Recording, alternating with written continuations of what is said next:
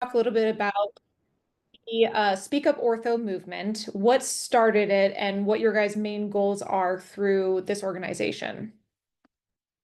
Yeah, so essentially, Speak Up Ortho was co-founded by four individuals, but it really stemmed from just people starting to talk a little bit about experiences during maybe their training, or even as an attending, things that related to harassment issues, sexual harassment, bullying, which sometimes we're not really sure what we're feeling or experiencing, and it is true bullying, and we see that when you're in residency and maybe you think back to high school days where there's little cliques in here and there, and then things get out of hand and a bit disrespectful. But we started noticing that there was more and more discussion, and we there's a woman in orthopedics Facebook group, and someone had posed this question about 2 or 3 years ago now, and they said, what's the most sexist thing that we've heard in the operating room or in clinic or something like that? And it was one of those things that people just started responding to, and the comments just went on and on and on, to the point where we were like, this is really a problem. You think about all different other professions in the business world or in sales or in whatnot, and a lot more focus has been dedicated to preventing these types of behaviors in the workplace with policies that are really followed to as much as possible. But in medicine, we sort of sweep things under the rug a bit more. And so a couple of us women band together and said, we have to do something about this. And we wanted to do it in a way that raised awareness initially. So we created a social media platform through Instagram, Twitter, and Facebook, and essentially allowed people to share, men and women alike, and of all different levels of training and different areas in their career, stories that they may have recently experienced in the past, so that they could have a voice to really start demonstrating that there's a concern in the orthopedic community. And it was interesting because within the first month and a half, we had about 250 stories submitted.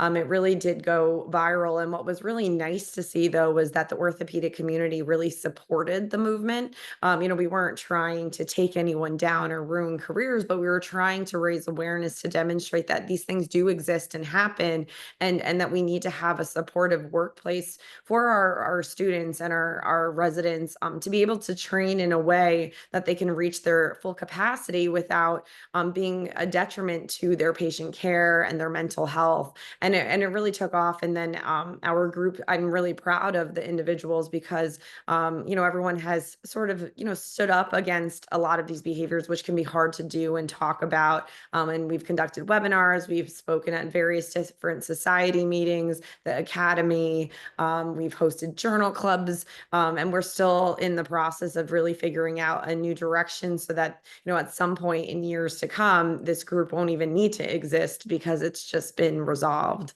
Dr. Weiss, I don't know if you have other things to add with that. Yeah, I think that the other piece that is important to me when I think back to our founding was that I had worked in a lot of spaces and places to combat bad behavior in orthopedics. And what I recognized was that what I was trying to do, from being on this board or that board, or being in a communications chair role for the Orthopedic Academy, and I was trying to use the wrong platforms. And so I was feeling like I was swimming upstream a little bit politically. And so when this Facebook post occurred, I don't know, somewhere comment 100 or 150, somebody said, Jennifer Weiss, what are we going to do about this? And I think they asked this because at the time I was the chair of the communications cabinet for the Orthopedic Society, for the AAOS. And I came offline and actually spoke to the rest of the board of directors, and I said, this is happening. And although I think the Orthopedic Academy cares and wants to delve into this, I don't think we can be nimble enough with our society. And so I want to take this offline and do this separately. And that was a big lesson that I learned, which is that if you have a platform, it doesn't always mean you get to say whatever you want from whatever platform you have. So And because we were wise, the four of us, to take it offline and create its own structure and being, it gave us the ability to gain allies and to gain help. And we did not end up with people trying to squelch our voices. We ended up with people trying to amplify, because I think we were very careful about how we went back. Thank you so much for that helpful introduction. And you guys talked about the Facebook posts and sparking a lot of discussions about common barriers or issues that people faced. And so one of the major questions that a lot of students submitted was related to what are common barriers or issues that you may see or have heard about auditioning students or residents, fellows, or maybe even attendings that might have expressed regarding handling issues of professionalism. Yeah, I mean, I think in general, when you're just in general, you think of power dynamics that come into play, whether it be a medical student trying to get into a residency program or a junior resident who needs to spend, those 5 years in the same program and have senior people, whether that be senior residents or faculty. And then even when you're an attending, you're not necessarily your own boss all the time. And so you think about how power dynamics can come into play. And I think that's a major barrier because, we all know that the work that it's taken just to get to each of those steps, right? And so you want to be very careful so that you don't get, blacklisted essentially because you've complained about something. And, we're always taught to put your head down and work hard and work through things. But sometimes that's not always feasible and sometimes that's not always safe. So I think one of the biggest barriers is just having the ability to be comfortable in an environment to go somewhere for support. Initially, we recommend if you can find an ally within your home program, or even it could be in an external program as well, just to seek out some advice maybe on the situation. I'd like to believe, even though, yes, there are some really nasty people out there, I would like to believe that majority of orthopedic surgeons really, first of all, don't tolerate this behavior and don't want this to be the culture that's set in orthopedics. And a lot of them were, quite frankly, shocked that this still goes on in this day and age. And so I think that most people will have some sort of ally. So finding someone who can support you, whether that's a co-resident, another medical student, a faculty member, and maybe voicing your concerns to someone you trust. I think that's a really important thing, because then they can give you some sound advice on how to proceed with that going forward. Another thing is, I remember in training, you're at a very vulnerable state where you're questioning your confidence in anything, right? So,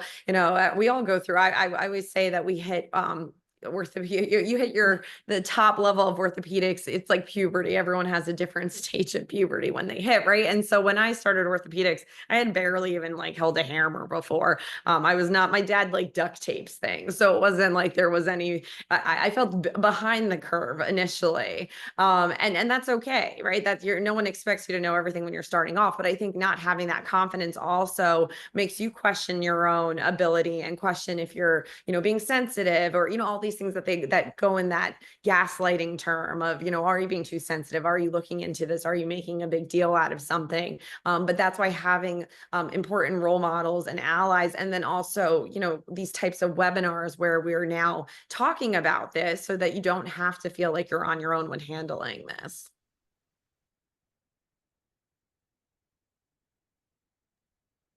Do you have anything you want to add to that, Dr. Weiss? Yeah, I think there are definitely some themes, or some, I don't know, we've started to call it kind of a playbook of how these stories can play out. And what I think is important is to, as somebody coming into the field, is recognizing what those first pieces look like and how to move up and out. I don't know if I watched this movie on the plane the other day called Unstoppable, and it's about a wrestler who has one leg, and watching him and learning that I truly feel like bad behavior in orthopedics is a little bit like a wrestling match or a chess match. And how you respond to the first and second move determines everything.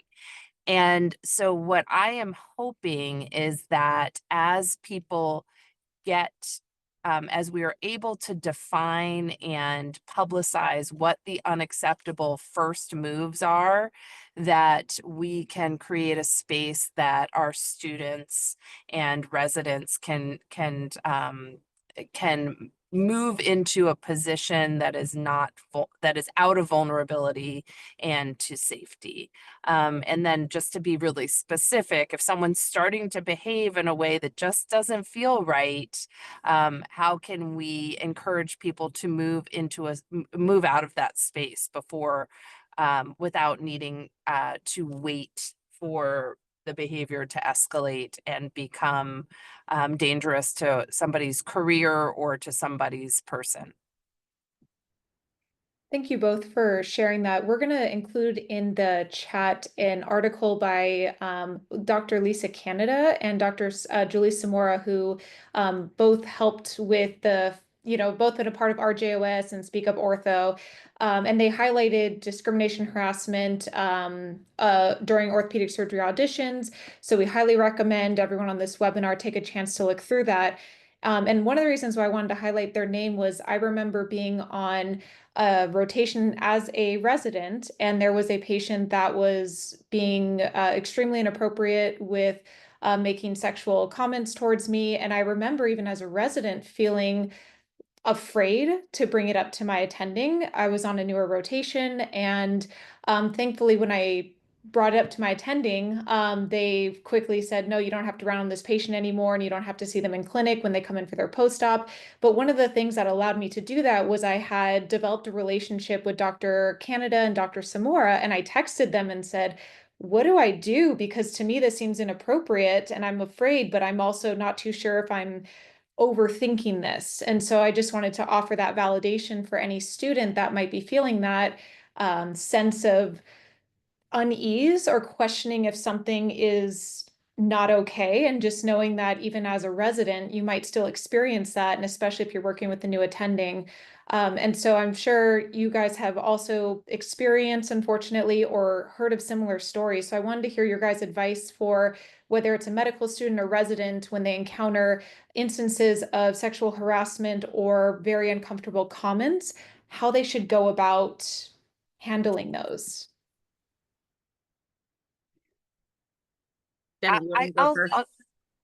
I'll take a start. Well, I think that the when it is coming from a patient, let's remember that as a student and as a resident, you are not the only person ever taking care of that person.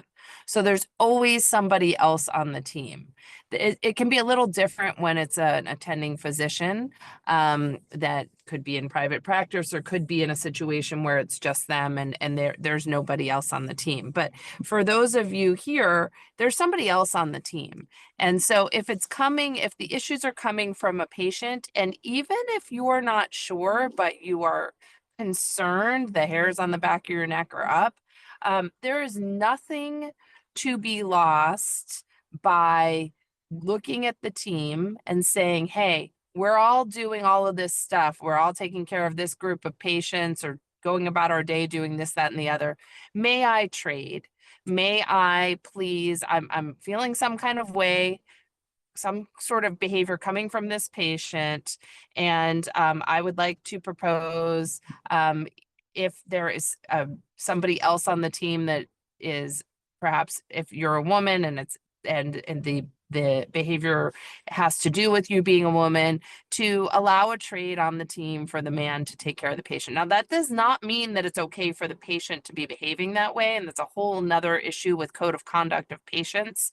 But I do not recommend that you as a student necessarily take that on. That's for us, the attendings, to say, hey, they don't get to just do and say whatever they want and receive their care with us.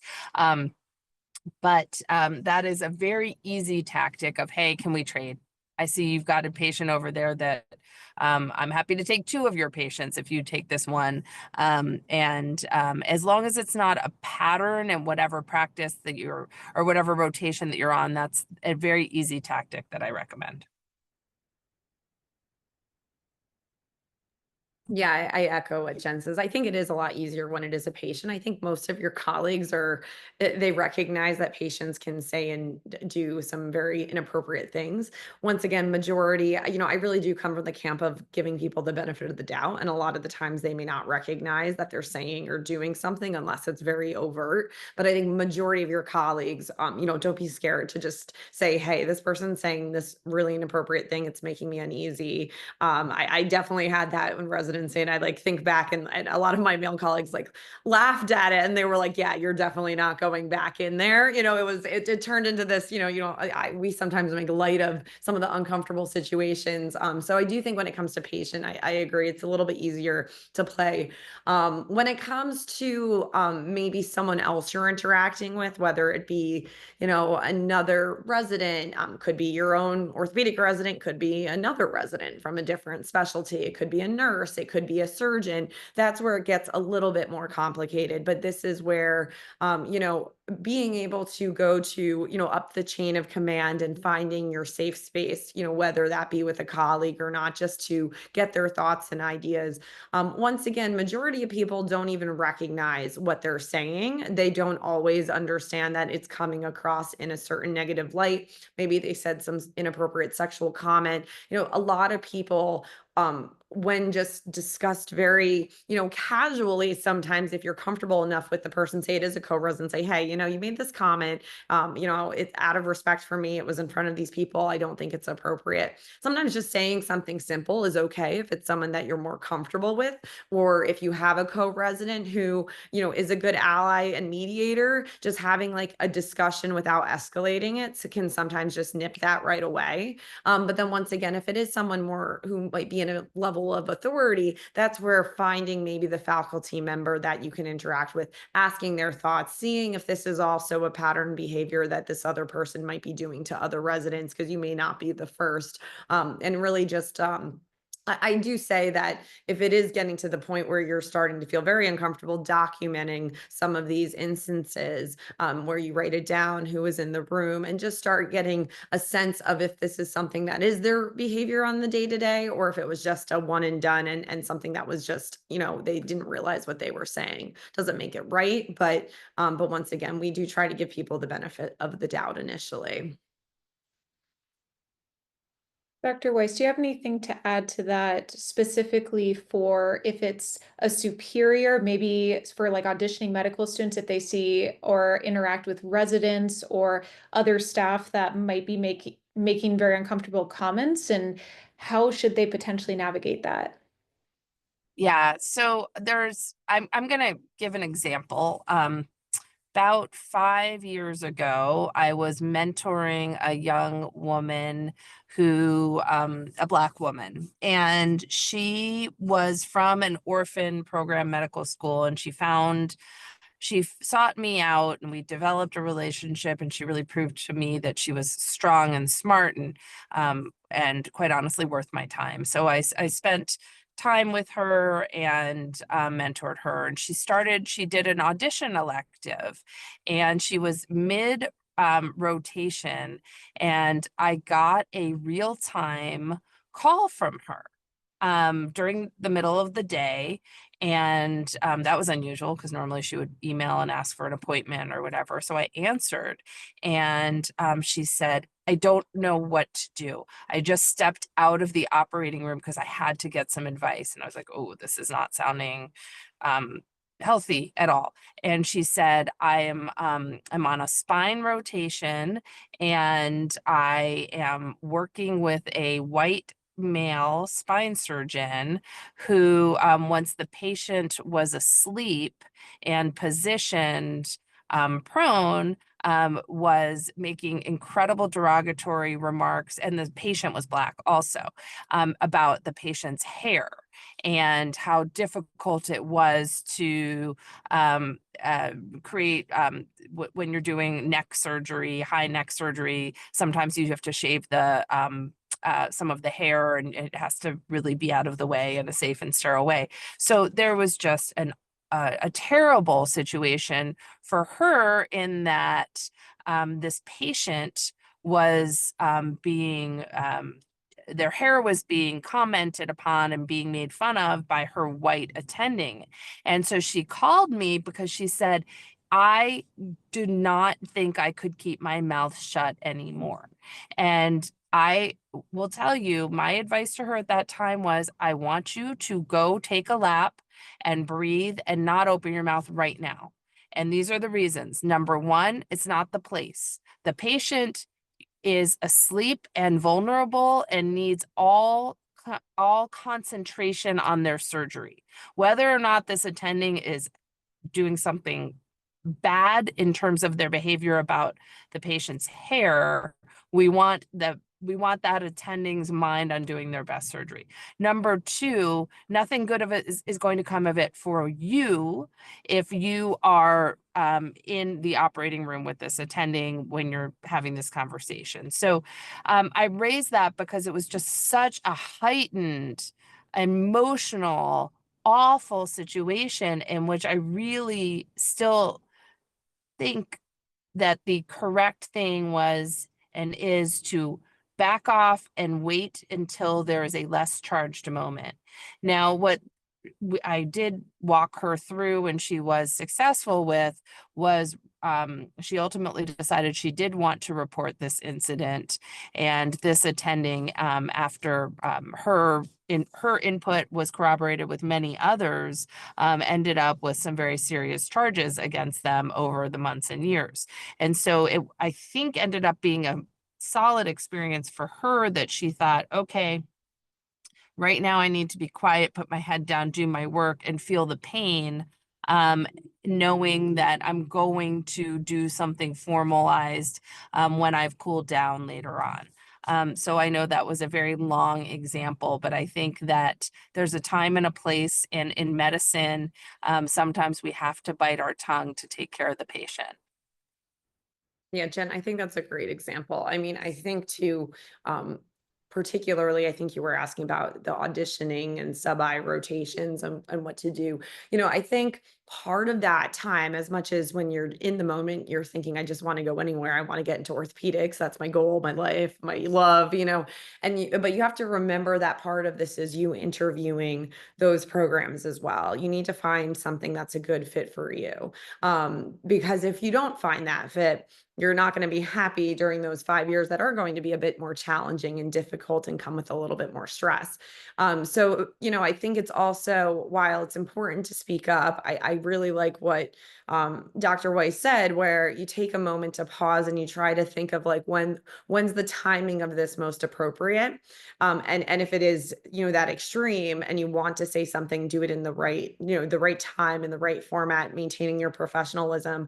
If it's something that's not quite as extreme, not to say you shouldn't report X, Y, and Z, but you also have to remember, is this the program for you? You need to protect yourself as well, because you need to get into programs. And while that's sad to say that, yes, your reputation could be questioned in certain things depending on what complaints you might raise, you have to sort of weigh the risks and benefits of that and how severe it is, and only you can decide that. But once again, you can go to your allies, go to other people, but then you can also say, you know what, that program, I did not have a good feel. I didn't like the culture. I felt that, I always feel the culture stems from the top and it trickles down. So you can see how the attendings act towards the residents and colleagues, how the residents treat each other, how the residents treat the med students. And that should be on your radar on every rotation that you're going on, because that's how they're going to likely interact with you. And if you find that in a program, that just might be your answer to say, you know what, this is not the right place for me for the next 5 years.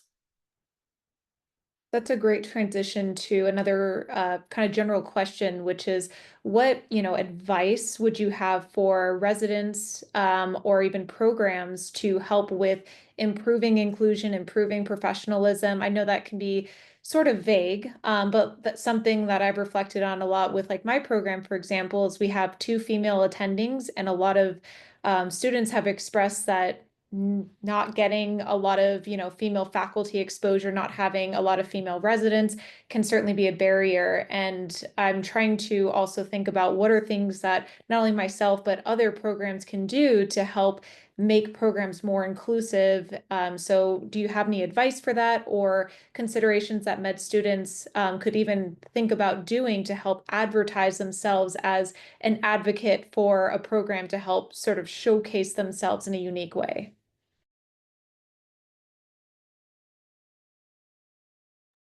So I'm so old that when I was interviewing for residencies, there were still quite a few around the country that had not yet had a woman. And I, at that time, I'm gonna give pros and cons to the way I felt. Um, I thought that I was like, I am that person with the thick skin that I let things roll off my back. And so I would be a good person to be the first woman in a program. And so I actually believe I was pretty naive in thinking that that would be a good opportunity. And I think I did think I would give them something to say, okay, now you can say that you've had a woman. And um, so when I look back, I want to tell my younger self, you didn't really have to take that on. And I ended up being not the first woman by any means at Baylor, but the third. And the program had never had two women at the same time. And I thought that I would be somebody to come in with my, I don't know, my smile and my ability to be, I don't know, that kind of woman who can function really highly around in a male dominated environment. And I look back and I'm like, wow, that was extra. Like there were plenty of programs around 26, 27 years ago that did have women, and I could have taken a path that was a lot less hard. So I guess the short way of saying it is, do you really need to take on the extra? There are enough programs out there that are very good to women because they're used to women. And those that aren't, that haven't taken that shift yet, do you really need to be the one to help them through that? I think also, Or, and that goes for underrepresented minorities as well. The woman that came behind me at Baylor a few years later was the first Black woman to be an orthopedic, to graduate from a residency program in orthopedics in Texas. And, I talked to her about it now. We're like, why did we think that that was a good idea for us? Why didn't we? She had less choices than me, but, why did we think that we needed to take that on? Sorry, go ahead. yeah, no, I think that's a really great point. I think as you're rotating through, I think it's important to the programs are really interested in, look to see who faculty are. Are there faculty that give talks like these? Are they part of Ruth Jackson? If you're interested in that, are they part of Speak Up Ortho? Are they part of BWOS? Are they part of JRGOS? All these different platforms and societies that help raise awareness, promote inclusivity. And I do think too that whether it's the first person or second person to go through the program, regardless, the culture can still be quite crappy if it's one not being led by the appropriate male or female leader. And so I think looking to see who faculty are, getting to know the residents when you're doing your rotations. I know a lot of residents and medical students talk amongst each other. You have your own little groups and stuff, and which is great because word of mouth is really important too. I mean, there's certain programs, there are people that I know that I'm like, this program's fantastic. If you're able to go here and train with these people, this person's going to take good care of you. They're going to be a great ally. And so I think doing a little bit of research into the program and seeing who's actually in leadership there, who maybe you're networking through research or just through different society meetings, and getting to know people in that manner is really important. You're not going to be able to change the entire policy of the program, but some of the programs do have online policies that are listed, whether that be zero tolerance, whether that also be maternity, paternity leave types of situations. This is being more and more discussed. And some of the programs actually do promote this on their websites more, which is interesting to see. But I do think, word of mouth is really important. And then when you're rotating through, really being, hypercritical about, if that's a good environment for you to learn in. One other thing that I would add to doing your research is I think it's just become a little bit harder because we are with the new administration, we cannot use the language that we were using for quite a while, which is we cannot tout or promote diversity, equity, and inclusion because that is risking people now losing funding. So even at Ruth Jackson, I will transparently say that we have to watch our language, and although our mission does not change, we do not want to risk our being audited by the new agencies that are going after people who are promoting diversity, equity, and inclusion. So I think it's going to make it harder for you all who are applying to programs. You're not going to be able to find those words or that language necessarily on websites. So the word of mouth is going to become that much more important. Before I open it up to a Q&A, is there any other big takeaways that either of you want to share about either your experiences handling discrimination, harassment, or working with students or residents that you want to just pass along to this eager group of wonderful students here on the call? I think in general, I know Dr. Weiss and I have talked about this at some of the conferences we presented at, but just when you're in the moment and say someone says something to you, I remember there's definitely been a handful of comments, whether it's a sexual comment versus just a jerk face bullying. When they say things that are inappropriate, sometimes if you take a pause and you ask them to repeat themselves again and say, "What did you say? Can you repeat that again?" It sort of puts them on, it puts them off a little bit to have to reflect on what they just said. As I got a little bit more senior, I realized that I wasn't going to tolerate as much. And I finally did develop the voice to just be very professionally call people out and say, what you're saying to me is incredibly inappropriate and unprofessional. But that's something that takes a little bit of time. When I was a med student or resident, I was very scared to say anything, and definitely had those experiences where I wanted to leave my home program because of how much bullying and sexual harassment was going on in residency. So I can definitely empathize with that. But one of the things now that I'm an attending, it's really nice because I have residents who come to me and I try to impart some knowledge and some experience. I always say with the docs who I trained under, I like to use their experience to help me become a better surgeon. So I go through their mistakes and not mine. And so one of the things I will say is it's important to find your group of people, and that might not be in your home program. It may be somewhere completely else, and that's how mine was. And I remember going through phases of residency being like, I feel beaten down. It's already, the hours are long, the call is long. We didn't have any of the hour limit at that time, but still some of the people were really nasty, putting you down. And you have to remember that you're here to help patients, and it's not about those people. And I as much as it stinks to be in that situation, residency and medical school, it's like high school. Think of when you were back in the day, some of the bullies that were in high school, or the mean girls or the mean guys or whatever it was, and you got out of there alive, and you look back and you say, you know what, I don't even have to deal with these people anymore. So there is a light at the end of the tunnel. That doesn't necessarily get you through while you're there, but my advice would be, once you find your people, try not to let anybody who is nasty or bullying you be what changes your career path or your goals. And I will say there were times I wanted to quit, and that would be letting myself down after all that hard work, knowing that I could be doing something great and helping people, but letting someone else who's just a mean person dictate my career goals. And if you think of it that way and you try to get your own inner confidence, you work really hard, you rely on the people in your life, those mentors, your family, your friends, whoever that looks like to you. Rely on those people to keep you in check, to know that you deserve to be there. You worked really hard. You wouldn't be in residency or medical school if you didn't deserve to be there.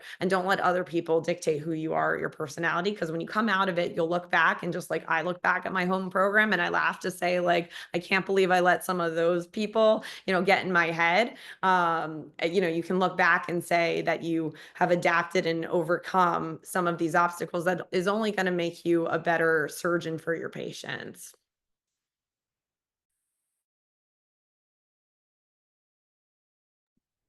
That was beautifully said. And I think you really highlighted how important it is to find that group of people. I know at my medical school, similar to you, I went to a DO school. I didn't have any orthopedic faculty, and I'm so grateful for RJOS because through them, I got connected to Dr. Samora, Dr. Canada, and it then opened up this whole network and allowed me to feel like, oh, there's a place for me in orthopedics, and really having that validation. So for all the students on the call, I can't emphasize enough how incredible it is to be a part of those organizations and really what you can do with it.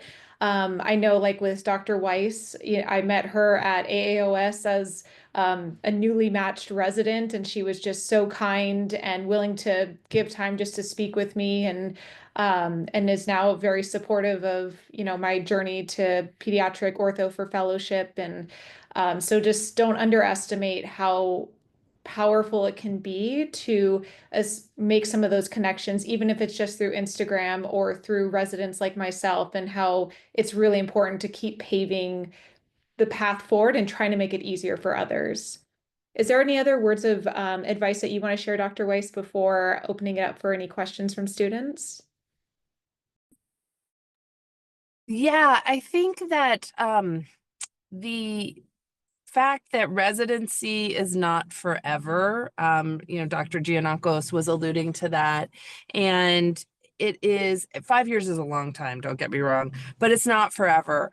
And so whether or not you choose and you end up in a residency that has the culture that you want to embody and propagate, I think that recognizing that whatever program you end up with will have the ability to make you into a surgeon and a good surgeon. So sometimes accepting the what is the AA slogan? The having God give me the strength to accept what I cannot change. And I'm saying that now. I don't think I would have said that 10 years ago. And I think that getting to that point of maturity of saying I sometimes I just have to accept that some things are not up to uh, the quality or the culture that I would want to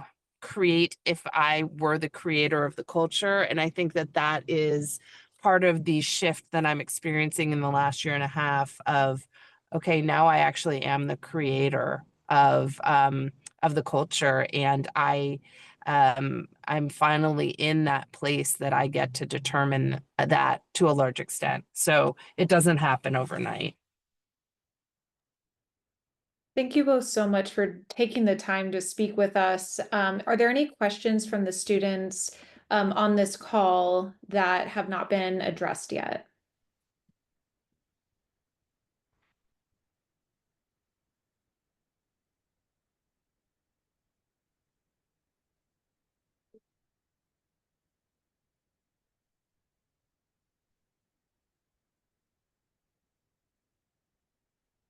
Right. Well, I don't see any questions in the chat. If there's no other questions, I want to be respectful of both of your time. And thank you again for being willing to speak with us. It's so encouraging just to see both of you continue to help pave the path for everyone behind you to help make things easier. I know, like for me, like I said, with even my program, just having the two female faculty with my peds ortho rotation, they immediately made me feel so much more at home. They immediately made me feel like, oh, okay, like my personality isn't a problem. Like I can still be enthusiastic and be who I am and fit into ortho. And so for any student that feels like maybe they don't quite fit in, again, like what Dr. Weiss and Dr. G said, you're going to still have the potential to be an excellent surgeon, but you might have to look elsewhere sometimes to find those role models and find those people. And obviously, Dr. G and Dr. Weiss are incredible examples. So I encourage you all to join RJOS, join Speak Up Ortho. Gladden Society is another phenomenal organization. There's really, really so many wonderful ones out there. Thank you so much for having us. And if anyone has any additional questions that are lingering, feel free to email and reach out. We're always here to help. I wish everyone the best on this call and just hang in. There is a light at the end of the tunnel. I mean, I still say that even as an attending. So we're still, we're still always learning. But I will say, if you really love orthopedics, having those patients that are, you'll have your handful of patients that aren't so appreciative, but having the ones that are makes all the difference. So just hang in there, because if you're meant to do it, which it seems like everyone on this call is, you're going to be very happy, once you're through the hard yards. Yeah, and the thing that I would say to leave you with is there is a reason that we're all doing this, and part of it is for ourselves. I'll come on camera at the very end here, and part of it is for our patients, and our patients deserve to have a world in which they can see orthopedic surgeons that are like them. And so you're doing this for them as well as yourself, and sometimes it's easier to get through things when it's not just for ourselves. Well said. Thank you both so much for your time. Thank you for everyone who joined the call. And if you guys have any other questions, feel free to reach out, and you can follow both of them on Instagram as well. Thank you both so much for your time. Thank you. Thanks for including me. Bye, everybody. Thank you.